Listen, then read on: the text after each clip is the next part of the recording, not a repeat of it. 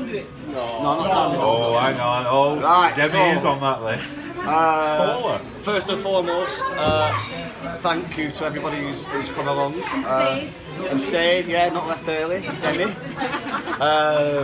So yeah, no, it's really good, and I'm glad that we had like a team meal because although we're having that big do, I think that for us guys, of course, you know, it's good to have this thing where we can spend some time together. So I was going to say a couple of little things about everybody now.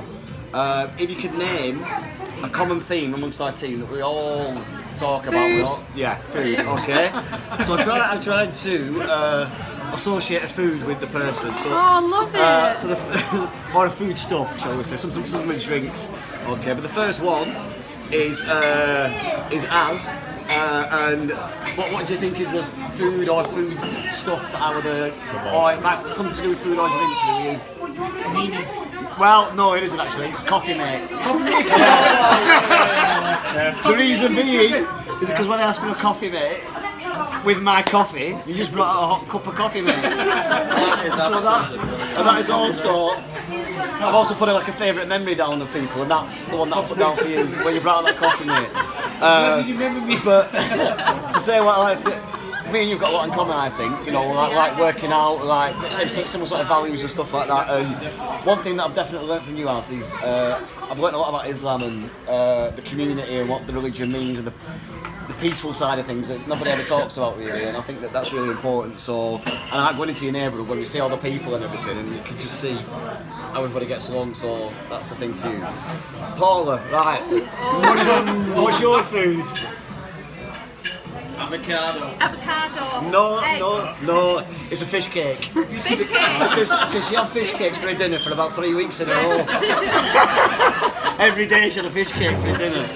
So, but she is my work wife. She sits next to me. She has to put up with me when I play tricks and I like put condoms in her beers and stuff like that. But we've got music, I think, is in common, especially like dance music and stuff like that. So, and I think that you look after everybody as well. I think that's something that you always do. I mean, one of my funniest moments with you is when I showed you that video of the safari. Yes. And I did the impression of a leopard. You started crying. So that was a good one. Right, so like you're going next. So which food do you think you are? Whatever a mum cooks. Well, Biryani. What's the best food to have when you're freezing? A biryani. Yeah, so it's a biryani. I was going to put egg butty after that time in Liverpool, you know, when we went to that conference. But I put, so when you first started, you kept changing the radio, that got on my nerves. But Telling me. well, since when you came back, it stopped really. So, but honestly, but you're such you're really up for anything. You're up for a challenge, and you're good to have around the office, you're chatting, all that sort of stuff, and you're very thoughtful about people and selfless. And the prime example is when I fasted and you brought food onto me also. I really appreciated that. And the favourite memory of you is when we went to Liverpool together, because it was such a funny day. Like the trains got delayed, and it took us ages to get there, but it was just a brilliant day. Jav, I put down for you a smoothie. Not because you drink them, but because you are one. Smooth operating. Yeah. But I've learned lots from you, particularly delivering about drugs and stuff. You're very, very knowledgeable, very good at presenting stuff and things like that. And you're always laughing. Yeah. And I love your jokes, even though they're crap, they're not bad. You make me laugh. I mean, well, the two favourite memories of you is the one where you were on the hunt for dog shit in the office. like a bloodhound going, throw shit. Or the other one is when we did the DKA parking solution support, and you went, oh yeah, some of these companies now don't even put letter-headed paper anymore. They're trying to save money. So there was two things that made me laugh. Jordan, right, I really struggled to put a food to you, okay? So the two I thought of was, I think what you eat all the time, and it's fruit and yoghurt that you have, is eat more than anything else in it. But I think the other one, I think, is probably gin. Because when you went on to a shoot, and you said, right, I'm having a good, because you're looking forward to it all day, right, I'm having a good day, and a picture of a gin, and then you could just see as the day wore on, like you'd have more and more gins basically, so really, really funny. But I think that you fitted into the team immediately, and it was really noticeable last week when you were off, or the week before, that you didn't feel quite the same. It felt like there was something missing, so I think that shows that you're part of the team. I think really. You're really good fun and you speak your mind. You like swearing, which is great, so do I. And one thing they always did for me was, I remember once I was feeling really rough and had a heavy weekend, I was hungover, and you noticed and you came and checked I was alright and stuff like that, so that really touched me when you did that, so thank you very much. But my favourite memory is the one when we were at Madlaw, of course, when Jackie, this won't go public I hope, but she does the thing and she's got like a water thing here on the chin. Jordan thought it was a microphone. So when she had a sore throat, and she was trying to shout out at the phone, she went, microphone's not working. Oh my god, I was crying with laughter. Honestly, it's one of the best things I ever saw in my life. Harley's not here, so I just had to send her a thingy from here, but I put for her, the food was chicken tikka with salad, because finally, she's found something that fills her up, do you know what I mean? Because she always has 2 dinners really, doesn't she? But I was really impressed with how streetwise and intelligent that Harley is, and she's also really, really supportive when you need her. She's always there for you, stuff like that. You can talk to her. She's very clever and mature for her age, and I think she's a very good mother as well. She handles the mother, I think she finds it hard, but she handles it with like humour and honesty, I think, like that. And my favourite memory of Harley is the DKA parking thing where me and her watched you read the parking fine in your car, and it was just like absolutely brilliant. David's not here, so the things I put for David was a butty, because he always has a butty for his dinner, doesn't he? Or the Eid chocolates, so that was a really nice thing to do after Eid, you know what I mean? He brought chocolates in, do you remember, for everybody? He'd obviously thought about it and stuff like that, and he's very, very funny, very positive, and it's good to deliver with David. So, and my funniest moment with David is when he got the picture of the guy with a fucking pebble on his belly. The best thing ever. Saf, you're next, mate. So, for food, I put you down for is either a donut, because obviously you always bring them in, or a pepper, because you always eat your peppers, aren't you? Brilliant member of the team, extremely funny and much cleverer than you let people think that you are. Like the stuff that you put on about Palestine and when you talk about the Cassini missile, not missile, like a satellite, you can tell that you're switched on. And my favourite moment with you is when we did the team away day. I said, how come we have some of this butter? It's vegan free. There's no vegans in this butter.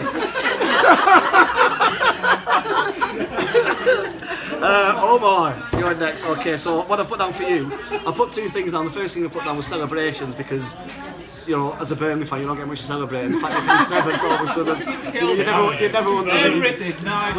But I changed my mind. I put down cigarettes and coffee, because when I was speaking to you about fasting, I said, oh yeah, so what do you do? So I get up and then, before I go back to my dad, what's a cigarette and a coffee? So that just made me laugh, but you're like, you know. And you're somebody that everybody always listens to, and you're very interested and very eloquent. You speak really well. People listen to what you have to say and they respect it, I think.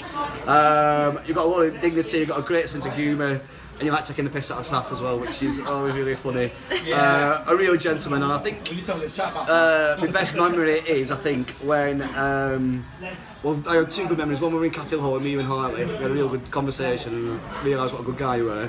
And the second one was when Ashley,